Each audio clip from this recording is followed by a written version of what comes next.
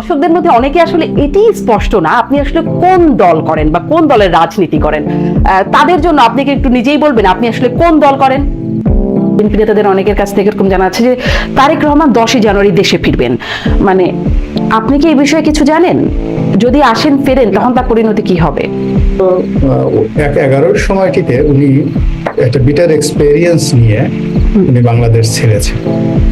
তো ওনার যেমন বাংলাদেশে কোটি কোটি ভক্ত সমর্থক আছে, দলীয় নেতাকর্মী আছে, তার সঙ্গে সঙ্গে তার অসংখ্য শত্রু আছে, এবং যারা শত্রু আছে সেই শত্রুদের দ্বারা তিনি ক্ষতিগ্রস্ত হয়েছেন physically, mentally, politically and economically. তো এই অবস্থাতে আমাদের দ্বারা আমজনতার উপর ভরসা করে আসলে কোনো কিছুই করা যায় না। তো তিনি রাজনৈতিক প্রাজ্ঞ, একেবারে পরিচ্ছন্নভাবে বিএনপি ক্ষমতায় আসবে বা এসেছে এরকম 100% শিওর না হয়ে তিনি আসবেন বলে আমার কাছে মনে হচ্ছে। আচ্ছা, বিএনপি ক্ষমতায় আসবে বা এসেছে মানে সেটি নিশ্চিত না হয়ে, মানে তার বিরুদ্ধে যে মামলাগুলো সেগুলো তো এখনো ওঠে নাই, এই জন্যই জিজ্ঞাসা করছিলাম যে তিনি যদি আসেন সেক্ষেত্রে আসলে কি হবে? তিনি কি মানে আমরা তো জানি বিএনপি যদি এখন ক্ষমতায় যায় তারেক রহমানই প্রধানমন্ত্রী হবেন, মানে সেই প্রক্রিয়াটা কিভাবে এগোবে তা সেটার কি কোনো গাইডলাইন বা কোনো রূপরেখা বুঝতে পারেন? না, এটা এখনো বুঝতে পারা যাচ্ছে না। এই কারণ হলো প্রথম থেকে আমরা যেভাবে আশা করেছিলাম ইউনূস সরকার কোনো রাজনৈতিক দলকে সে পাত্তা দিচ্ছেন না, এবং 2 পয়সার ওজন আছে বলে কোনো রাজনৈতিক দলের তিনি এবং তার লোকজন মনে করছেন।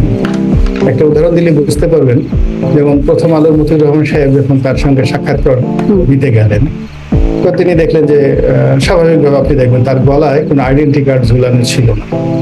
হ্যাঁ, আইডেন্টি। কিন্তু যখন মির্জা ফখরুল সাহেব কিংবা রাজনৈতিক দলের নেতৃবৃন্দ গেলেন, তো সবার গলায় আইডেন্টি কার্ড ঝুলান। এখন যারা আগামীতে সরকার গঠন করবে, এখন মির্জা ফখরুল সাহেবের কাছে কিন্তু ডক্টর ইউনূসকে ফিরে আসতে হবে। যারাই রাজনৈতিকভাবে আগামীতে ক্ষমতায় আসবে তারা যদি ডক্টর মোহাম্মদ ইউনূসকে ইন্ডিমেন্টরি না দেন, তাহলে এখন বর্তমান সিস্টেম অনুযায়ী তাকে তো বিপদে পড়বে।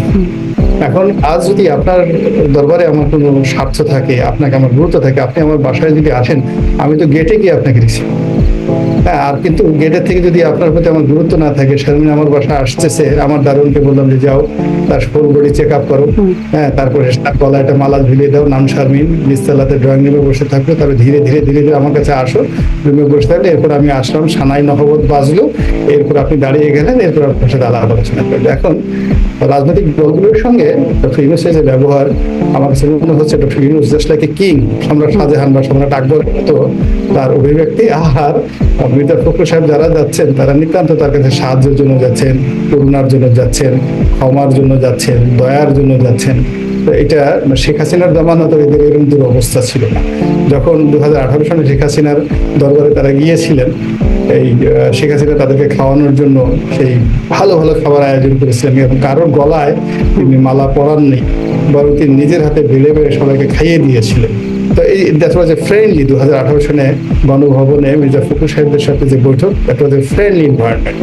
এবং সেই তুলনায় সাম্প্রতিক সময় রাজনৈতিক দলগুলোর সাথে যে বৈঠক, সেই বৈঠকগুলো আমার কাছে মনে হয় প্রথম আলো মতিউর রহমান সাহেবকে যদি উনি গুরুত্ব দিয়ে থাকেন, ওজন করেন, মতিউর রহমানের ওজন যদি 1 কেজি হয়, তো সেখানে মির্জা ফখরুলের ওজন তার কাছে 1 তোলার পরিমাণ আমার কাছে মনে হয়নি, অন্তত গলায় তার মালা দেখে, যে তিনি ভবিষ্যতে সরকার চালাবেন। এবং যদি তারেক রহমান সাহেবের যদি না হয়, মানে তারেক রহমান সাহেব হঠাৎ করে যদি প্রধানমন্ত্রী না হন, রাতারাতি অন্তর্বর্তীকালীন খুব অল্প সময়ের জন্য যদি প্রধানমন্ত্রী হন মনমোহন সিংহের মতো, যেখানে মির্জা ফখরুল হবেন প্রধানমন্ত্রী, আর যদি তারেক রহমান প্রধানমন্ত্রী হন, ফখরুল সাহেব হবেন দ্বিতীয় গুরুত্বপূর্ণ ব্যক্তি, এলজিআরডি মিনিস্টার।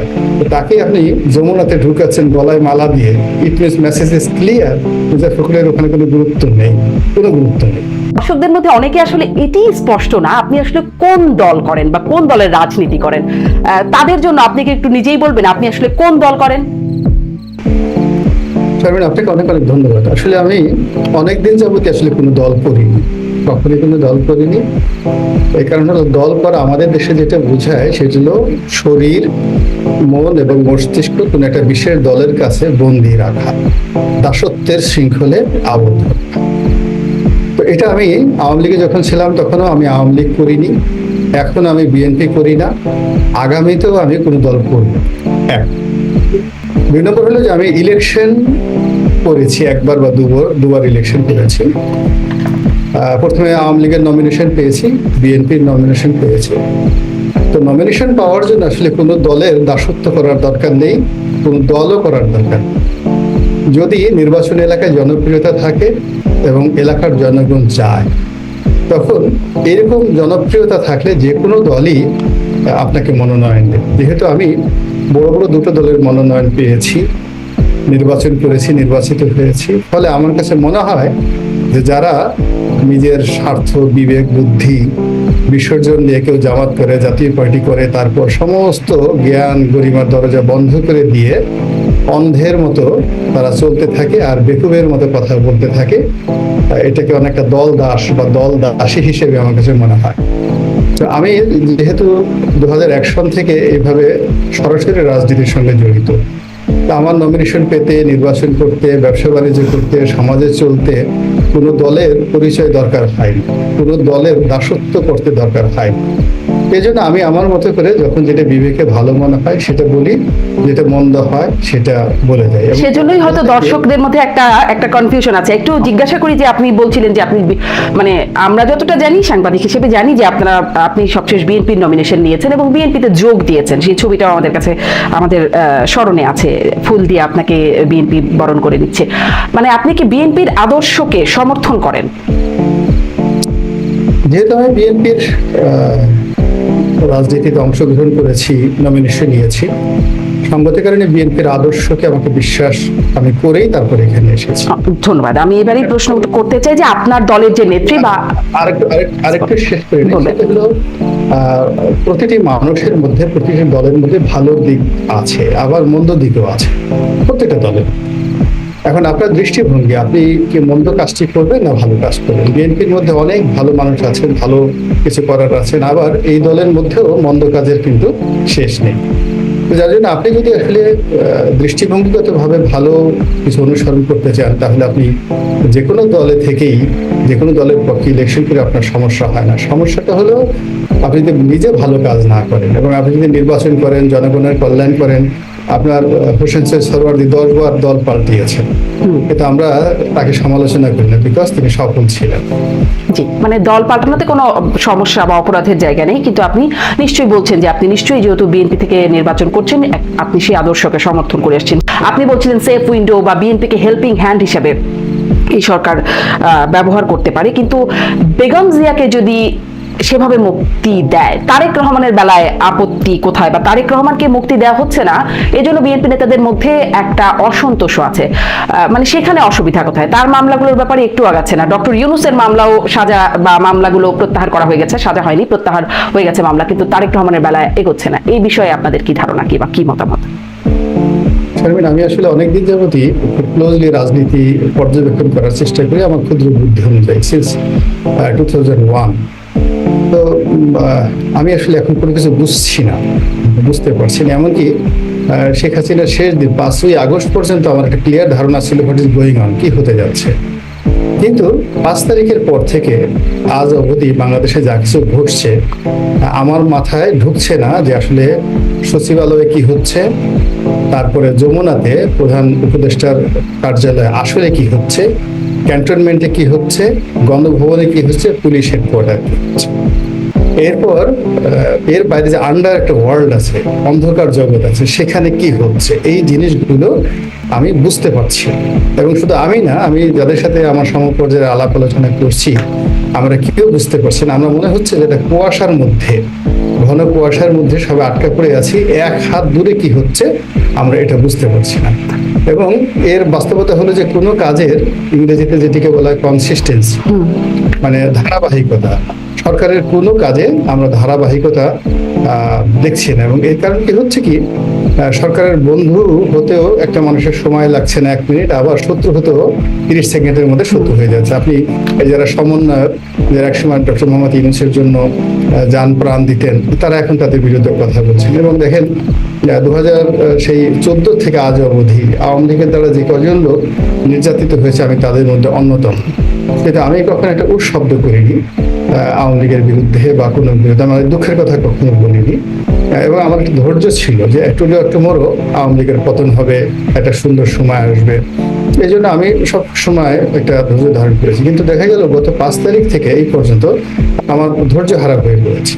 এই কারণে আমি তো কোনো কিছু রাজনীতির যে সমীকরণ, সেই সমীকরণটা আমি দেখতে পাচ্ছি না। এখানে একটা ব্যাপার হলো যে হঠাৎ করে সরকার গঠিত হলো, যারা উপদেষ্টা মণ্ডলীতে আসলেন আমাদের ধারণার মধ্যে আসলো না। এটা নর্মালি একটা আমরা ধারণা করেছিলাম যে এরকম একটা আন্দোলনের পরে সাধারণত একটা জাতীয় সরকার হবে, একটা জাতীয় সরকার হবে পলিটিক্যালি যারা অ্যাকসেপ্টেড, জনগণের সঙ্গে যাদের সম্পর্ক রয়েছে সব রাজনৈতিক দলগুলোকে নিয়ে, এবং সেই সরকার যদি 2 বছরের জায়গায় 4 বছর থাকতো, 6 মাসের জায়গায় 2 বছর থাকতো, তাহলেও আমাদের কোনো আপত্তি থাকতো না। কিন্তু এমন সব মুখ আসলেন, যারা আমাদের এখানে যারা পলিটিক্যালি অ্যানালিস্ট, তাদের কারো চিন্তা চেতনার মধ্যে এই জিনিসগুলো আসলো। এরপরে ডক্টর মোহাম্মদ ইউনূস, তাকে নিয়ে আমাদের অনেক বড় স্বপ্ন, সে বিশ্ববরেণ্য ব্যক্তি, তার কথায় বারাক ওবামা কাঁদে, তার কথায় জর্জ বুশ নাচে, তার কথায় বাইডেন চুমো দেয় তাকে। এই জিনিসগুলো আমরা অভ্যস্ত যে ওরে বাবা, বাংলাদেশ এরকম একজন মহামানব জন্ম নিয়েছে, আমরা তো খুশির সাথে গড়াগড়ি। উনি 86 বছর বয়স, আমরা কত মানে জন্মের যে আমাদের শুভকর্ম ছিল যে এরকম একটা লোককে আমরা এই বয়সে, পরিণত বয়সে নেতা হিসেবে পেয়েছি। ফলে হিমালয় সম তার প্রতি আমাদের একটা আকাঙ্ক্ষা ছিল। ও মাই গড, সে আসার পরে দেখি ডিমের দাম হয়ে গেল 16 টাকা করে, ডিমের দাম হয়ে গেল। তারপরে গ্রামীণ ব্যাংকের নিয়ে সেই সমস্ত বাংলাদেশে প্রায় 50টার মতো কমার্শিয়াল ব্যাংক, তারও সবাইকে ট্যাক্স দিতে হবে, গ্রামীণ ব্যাংকের ট্যাক্স দিতে হবে না। এরপরে তার যত প্রিয়জন আছে, সেটা নূরজাহান হোক, সামিয়া হোক, যারা হোক, তার প্রিয়জন সব মানে চট্টগ্রাম বাড়ি হলে, গ্রামীণ ব্যাংকে চাকরি করলে, এনজিও করলে 7 খুন মাপ। এই বিষয় জিনিসগুলো আমরা আসলে ওনাকে নিয়ে যে স্বপ্ন দেখেছিলাম, তিনি তো একটা বিশ্ব মানব, তিনি অক্সফোর্ডের বক্তব্য দেন, তিনি ফ্রান্সের প্রেসিডেন্টের সঙ্গে তার একান্ত বৈঠক হয়, এইরকম একজন বিশ্ব মানব, সারা দুনিয়া যাকে নিয়ে নাচে, তিনি কি করে হঠাৎ করে এত কাল পরে সারা দুনিয়া ঘুরে আবার পুনর্বার রসিক ভবর মতো গ্রামীণ ব্যাংকের মধ্যে আবার ঢুকে গেলেন? এটা আমরা বুঝতে পারি না যে এত বড় মানুষ, এত বড় বিশালত্ব, যা তিনি হঠাৎ করে গ্রামীণ ব্যাংকের মধ্যে আবার সে ঢুকে গেলেন। এখন গ্রামীণ ব্যাংক আর ডক্টর ইউনূসের বাইরে আমরা কোনো কিছু বাংলাদেশে দেখছি না। এই জিনিসগুলো না আসলে মিলে না।